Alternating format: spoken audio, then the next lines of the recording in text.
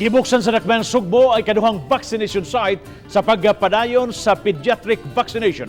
Ano ang report?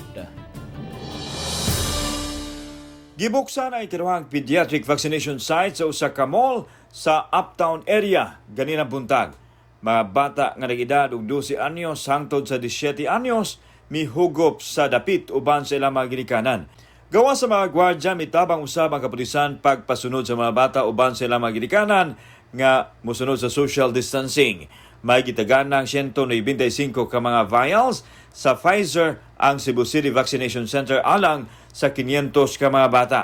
Matag vial magamit alang sa unom ka mga bata nga bakunahan. Dungang gibakunahan ang mga bata nga adunay comorbidities. Gawa sa mga doktor nga sakop sa Philippine Pediatric Society, Central Visayas ug sa Cebu Medical Society, may mga nurses usab gikan sa Bureau of Fire and Protection nga miabag sa Cebu City Health Office sa pagpamakuna. Gipahibaw ni Dr. Jeffrey Ibones, Cebu City Health Officer, nga kapina sa 4,000 ka mga bata ang ilang nabakunahan sukad sa paglusad nini. Nagtuo ang kahugpungan sa mga Filipino-Chinese businessmen sa Sugbo nga usa kini kapamaagi aron inanay nang mabalik ang Sugbo sa normal nga kahimtang. We open more site if ever o gikinahanglan yun.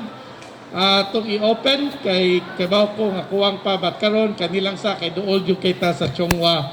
To whatever project that is good for the Cebu City, especially for the health, in order that we can achieve the herd immunity in time as soon as possible. Kauban si Clover Lumayag, ako si Alan Domingo. Balitang Bisdak.